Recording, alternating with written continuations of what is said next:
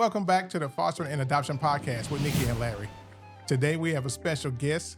Our son, Cam, is here to join us. All right, Cam. Hello. Right. Good to Welcome, be here. Cam. Thank you. Yes, welcome, Cameron. We're so happy that you're here. We are going to talk to you about your journey today and give you an opportunity to now share it all. Okay. You ready to do that? I'll see what I can do. I'll see Okay, what I can do. because we want our audience so you'll know who's out there, okay? It consists of the fostering and adoption, those thinking about it, those who've probably been through it, and a couple of children do tune in as well, okay? So we want them to hear your side of the story. Okay. How did it feel being a bow child with other children coming in? Was it hard for him to share me? Did he not want, to share me with other people? Did you mean share us? Oh, You I'm and sorry. Dad? I mean, Was it hard for him to share us, his parents, his mother? So, tune in and find out what Cam has to say about it, and if he was able to let me be a mother to the others. Tune in.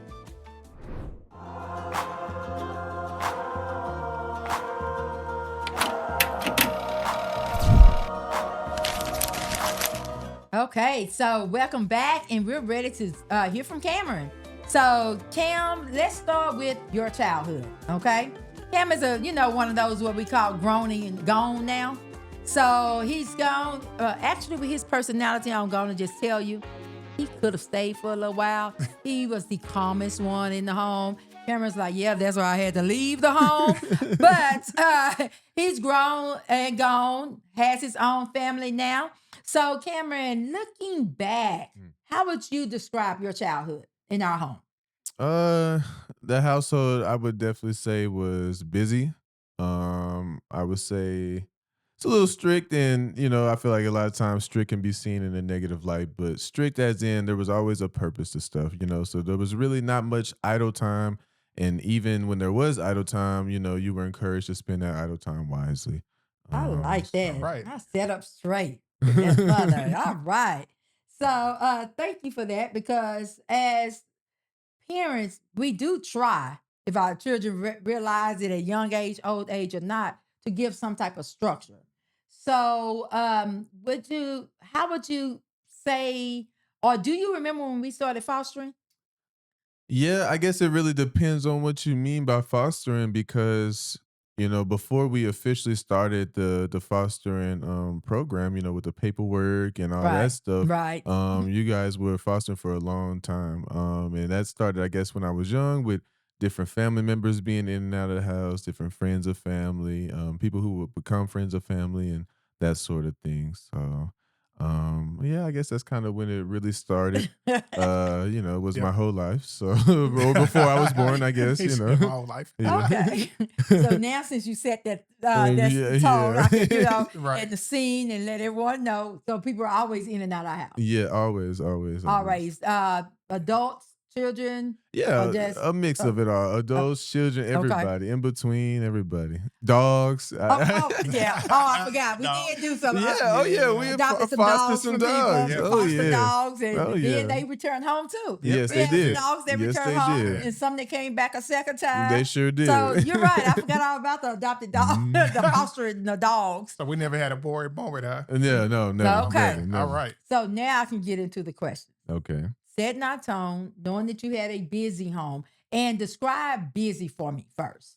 Well, like I said, there's just a purpose with everything. And so, on top of just the usual things you can think of, like chores or, keeping this upkept or whatever, I don't know, just busy, right? So like I said, you always encouraged. I read a lot as a child, but just because I read a lot doesn't mean that I was encouraged to use all of my idle time reading. And so, when that was noticed, it'd be like, hey, you should go outside, you should socialize, right? And things like that. Just busy to where you're well-rounded, you're well-equipped with the life that's coming ahead of you. And so that's kind of what I mean by that.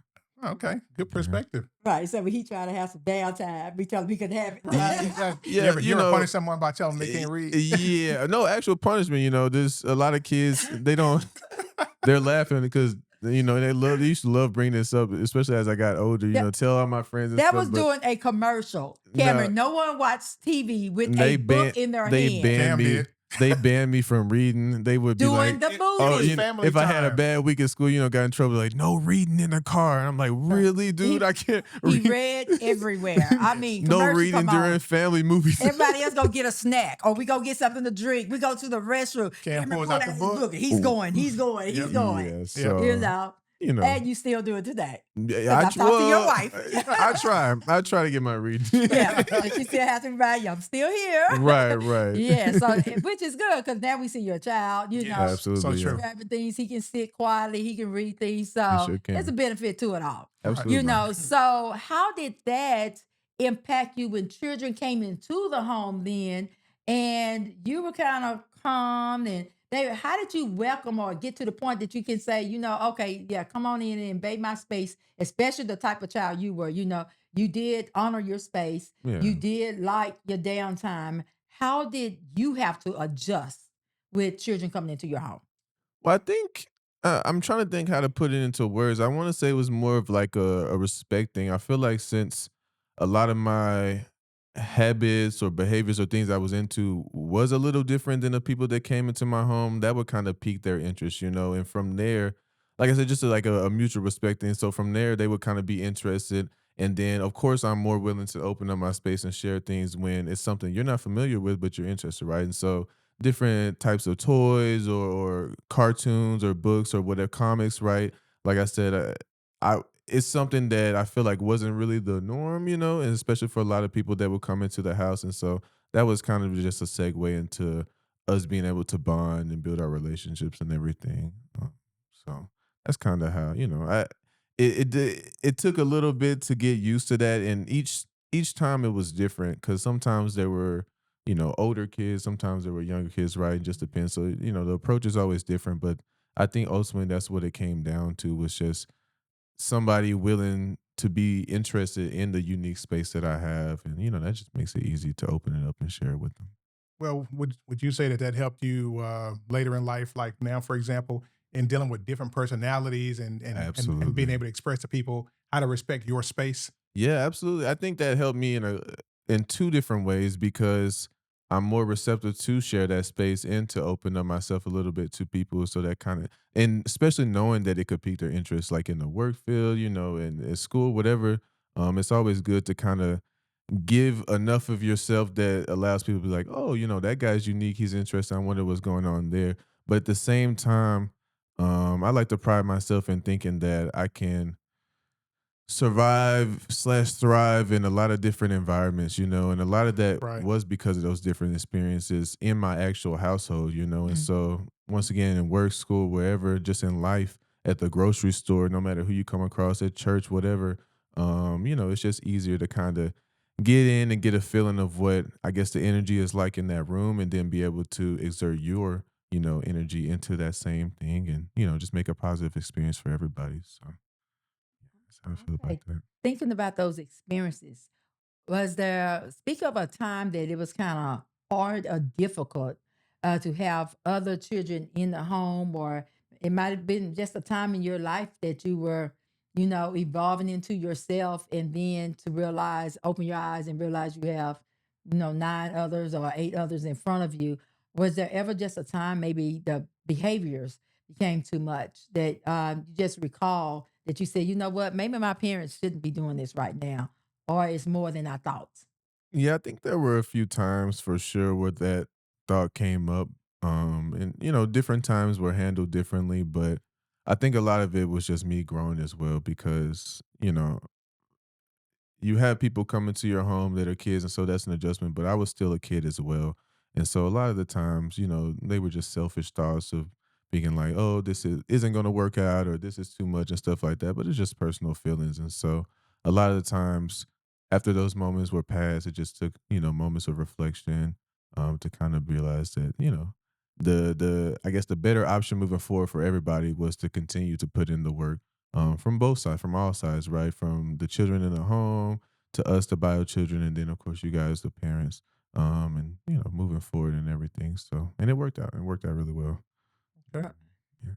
Now, talking to the foster parents and adopted parents and prospective parents that's listening right now, what are some things that you think they can put in place for their bio children to feel comfortable with having children in. Now, like you said, it was part of your norm. Yeah. I mean, you always had people in and out. And because of your disposition, it was easier for you to adjust and reflect. So, what can the parents do now to get their children to get to that level? And I would say it's not just because you're wrong, because you already had that perspective growing up. And that's one thing we appreciated as parents. And we just thank God that He gave it to you, because I don't think it's anything we taught you. It's just was part of you naturally. Then, what are some things that you can share with them and give them some tips on what to do with their own bio children and how to prepare them as well? And communication is definitely the biggest thing. And you have to, and I, you know, Nick and I remember we had a conversation after, y'all told us that, you would begin fostering and everything. And, it was cool of you guys to kind of give us that platform to have that open conversation with you. And, I remember us talking, just him and I, one on one, and we both understood that it's not like we had a say in the choice, but we definitely had a say in, how things would be done and how we felt about it. And, y'all were an open book with allowing us to just, come to you with, even like you mentioned a second ago, with different issues or whatever going on, or Mhm. when I felt this, or when, my brothers would feel that, my bio brothers would feel that, this and that. Then you guys were open, about letting us come and talk and discuss those things. But so communication, of course, from the bio children to, the parents, but also to encourage communication from the bio children to the foster kids. And I think that's huge, because every time there was a misunderstanding or whatnot, whenever you would just sit down, and like I said, moments of reflection, but usually that would come after you would sit down and talk, and talk with the person that you were having, and, getting into it with or whatever. And a lot of the times it's perspective, they're coming into your home, their perspective is going to be much different, than your perspective, and vice versa. And as as a bio child in that situation, you might even undermine your perspective a little bit, or even opposite, right? You might put yours on a pedestal, but it's important to just, like I said, keep that communication open, because you don't know, what they've experienced before they came into your home. And, a lot of the times, you know, the love that they can experience through this process, is going to do a lot more than anything else can do, and that love has to Yeah. be shown, that love has to be felt, and it has to be Mhm. discussed. And so that's just the biggest thing for me. I think is communication amongst everybody. Man, that's a grown man That's answer right there. that's real big. Hey, I'm just saying. That's, Big brother. I mean, Yeah, sure. that's huge, yeah, because not just communicated. You said it has to be discussed. yeah, How I love you have to yeah, be discussed. yes, Right. You know what that look like, what that feel like, and how I want to be loved. yes, yes, We know about love languages now as adults, but right. as a child, you gotta kind of talk about it. Baby, you remember we started the family meetings? Yes, Yes, I don't yes, know if yes. y'all liked it a lot. Do you You remember the remember the family family meetings? meetings? Because you was starting getting older in age Y'all did different then. eras of family meetings. I'm Yeah, trying exactly. to That's get. true. We did. We Because did. we did some individual meetings, we did Yeah, family meetings, and then as things occurred, yeah, we yeah. Yes. called everyone Everybody Those into the were, came in. yeah, kitchen. That's right. We had to You get everybody on the same sometimes we page. had topics, sometimes we yeah, didn't. yeah, Right. But from talking to, I remember during the time that one of our babies, sons were actually being fostered, he shared with a foster group in a meeting that what helped him were the family meetings, that he had a voice. So mhm, when you said that communication part, it's not just us communicating all the time to yeah, them, but it's just the act of communicating, the listening part of yes, communicating, yeah, and then discussing. yes, How can I love you? exactly. Not using those words that's cheesy. How can I? Or therapeutic. It's just talking to them. Yeah, Yeah, it's What honest. makes you feel good? Yeah, it's honest, You and know. it's yeah, it's like you said, it's just basic communication, but you're giving everyone an Mhm. opportunity to express their feelings exactly. and give an input, so that therefore they value, what Mhm. ends up being a decision that's made. Absolutely. Right. And that's huge, because I do recall us saying, at any time, and we told all of our bio children, at any time you felt that this decision we've made as a family, because we did discuss it, as you said, that, if it was too much for you, you have to be honest enough to let us know. And then we would discuss what does that look like moving forward. Exactly. And it came a time that it became too Yeah. much with one of our foster sons, because he just was not used to having to respect women. Yeah. And for a son in a home listening to another child, male, disrespect his Yeah. mother, you didn't appreciate Yeah. it. Yeah. And you told me that it was time for him to go. So we had to talk about what did that look like. And I remember crying to your dad that night. He said he has to go. He has to go. Well, we Mhm. can't just let him go, and we Yeah. can't just say no, because then Right. it's like, how do we tell our bow child no, Right. but then we Exactly. tell our foster child yes? Yep. And he's the one Exactly. being disrespected. So we had to really pray about it first of all, and then we talked about it. And like you said, well, what does we had to discuss? And I've never thought of it in that term, and I'm going to keep using it because it's good, y'all. So start using it. We had to discuss what that love looked like, and to us, it was finding another foster parent at that time who could take our child. Yeah, that was a It good was at the solution. end of the year of that school The year. school year. Take our child, Right. our foster child, into the home as a temporary placement for 30 days. Well, he didn't know it was He didn't know temporary. it was temporary, but the parent, foster parent, and I stayed in communication. We talked about it, and they went over there, which validated your feelings as our child, Mm. and then let him know you can't behave like that. Yeah. You cannot disrespect this home. You Yeah. cannot disrespect the family unit. Right. And he left. We saw him on weekends. We let his siblings know. We saw him on weekends so that the sibling connection could still be Mhm. there as we still connected with you. Yeah. So that was our goal. How did you see that act? Well, I think that was a really good solution, but I just remember a couple things. So I remember, him and I having a conversation on his way out the door, and that was a good conversation. Because, like I said, it's all perspective, and so the more communication, the more Mhm. you understand each other's perspectives. But I also thought it was pretty karmatic because he went over there, and no offense to that foster home, it was just a much worse situation. And one of the things that you know well, when I almost got to my boiling point, so one of the things that almost got me there was, he took my deodorant and he was lying about it. He's like, I didn't take it. And our rooms are conjoined. It's like, I know you took my deodorant, bro. And it's like, I didn't take your deodorant, bro. No, I didn't take. It's like we bucking up over deodorant. That's crazy. And so then, he, he comes back. Like I said, he would, visit us on the weekend, stuff and chat. And he's like, yeah, blah blah. And man, somebody took my deodorant, this and that. And I'm looking like, You're like, oh, you got your deodorant stuff. And so, like I said, real karmatic, but it was learning lesson from both sides because I also realized that, is I even though I might have had the power to pull the plug, I guess technically it was a selfish decision. And I'm glad it was handled the way it was because, we were able to get through that and everything. But like I said, it sometimes things have to work out for the betterment of everyone, and so I had a lot of growing to do on my own as well, as well as my foster brother at the time, so my brother now, so All right. yeah, so yeah, I think praying and planning those adjustments Right. are so critical yeah, because we prayed about the decision. We didn't have a week or 2 or 3 weeks to say, okay, let's just sit on this and see how it was going to go. mhm, We had already set on some things, and like you said, it started to just boil up. Right. yeah, And what we didn't want is that the resentment or that yeah, conflict to start boiling because we're trying to create a family unit. You had bio siblings. He had bio siblings. We're trying to be one.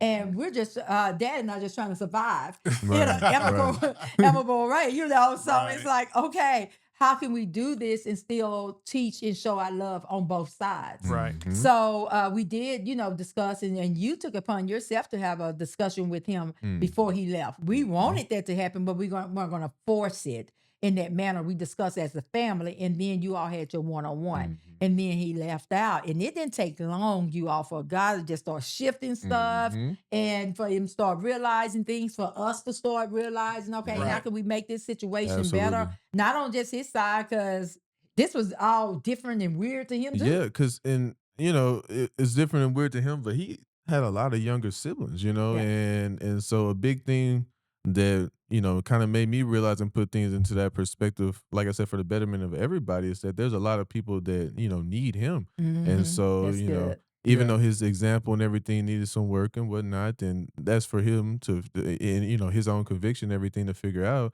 which he did, but they still needed him around to guide and to lead and even when he came back, when things were completely different and it went from, not respecting, not knowing how to, sorry, not There just you go. not Yeah, respecting that's a good way of a saying woman it. in the household, a woman in charge of the household, but not knowing what that looks like. So, he was able to transform and show what that looks like and set a great example for all of his younger siblings as Right. well. So it all worked out really. He did. I mean, Yeah. and just showed. I mean, he's still showing He's still Yeah. showing to to this this day. day. I mean, this was a lesson Like, that probably the he best ever. learned. Yeah, Yeah. he learned Probably and the best kept ever. going. It's like, Yeah. how can we make sure we even learn lessons Right. like that? I Right. think I think everyone learned from that because even the Yeah. younger siblings, got an opportunity to see, well, when you do that sort of thing, that there's a Right. consequence to it. Yeah. And even though we in the background as parents working with case managers and all this stuff, and caseworkers trying to figure out how to show that, what, there is a consequence, but we really don't want him to be separated and disconnected Right. from his siblings. So what can we do to just show that, hey, look, it's not acceptable. But yet you still get to be big brother. Mhm. Yeah. And that's why it Right. was important that he came back over and visited on the weekends to stay connected to those Yeah. younger siblings. Yes. And then it helped you all during that time be able to bond too. Oh yeah. Yeah. And Definitely. for the siblings to see there's no hard feelings Right. Mhm. anywhere or any, animosity or I don't have to Exactly. feel funny because now I'm over here playing with Cameron and my Exactly. brother is gone Yeah. here. Yeah. Because Yeah. we don't want them to have to choose sides. Exactly. It wasn't about choosing sides at all, Right. but it did bring us closer together as a family. And I think it really taught all of us unconditional love. Yes, it did. I think it made us Yeah. really appreciate, his departure for that short period of Oh, time. yeah, I wanted my baby back. But the Yeah, thing is, you yeah. said 30 days, and I was thinking to myself, like, that was only 30 days? Yes. It felt like it was longer than that. Right, was but you were the around. one running over there every weekend. Why, I mean, he wasn't even back why from you say it, school why you say it like that? running over there. And he didn't, Yeah. he didn't hold anything against us. No, he Yeah. didn't. No, he And didn't. and that's what prayer would do, just soften everybody's hearts Yeah. in the Right. situation. Yeah. I mean, we were talking and doing things and that we didn't plan to do Sure. and talk. And it wasn't about it was no money spent in the situation. It was time spent. We Right. spent time really getting to know each other. Right. Cam, just thank you for that experience, allowing us the opportunity to learn that lesson as well. It wasn't planned; it was hurtful for all, but it was something that I know brought us together as a family unit before we even adopted. Because this was still fostering you all. Yeah, Yes, this was. This was still Exactly. fostering. We Yeah. just got with the case managers, different foster parents, and made it work. We didn't have to do a discharge. So think about that before going into what we call a discharge and removing that child from that situation Right. permanently. They've already been removed so many times. We just need to Right. give space sometime. Yeah. Cameron, if you could talk to our foster parents right now and give them some advice of how they could create a safe space for the foster child or adopted child, and hopefully it's done before they get adopted, but for that fostering child to be able to just become who they're going to be, evolve into themselves, and put down those walls and be able to trust and feel safe.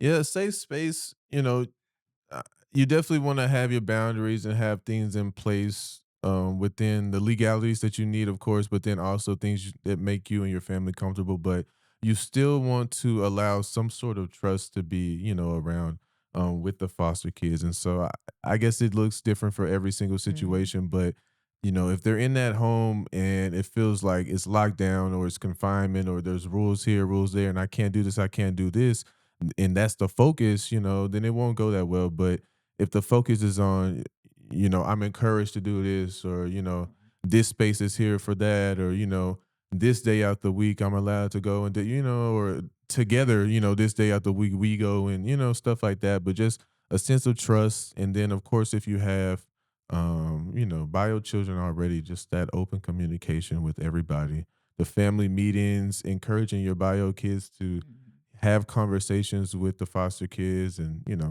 things are only awkward if both parties are feeling that way, so Right, Yeah, right. that's the truth. That's true. everybody has to drop their guard, There drop you their go. shoulders, Good. relax, and Good. like I said, Good. just have that openness, and be willing to open your hearts to something new. I like that. Open your hearts to something new because it's not going to always look the same. No, it's not. No, day to day didn't even look the same. No, it didn't. Not at Yeah, all. yeah, it So didn't. that's good and good, just good advice. So I appreciate you sharing that with us.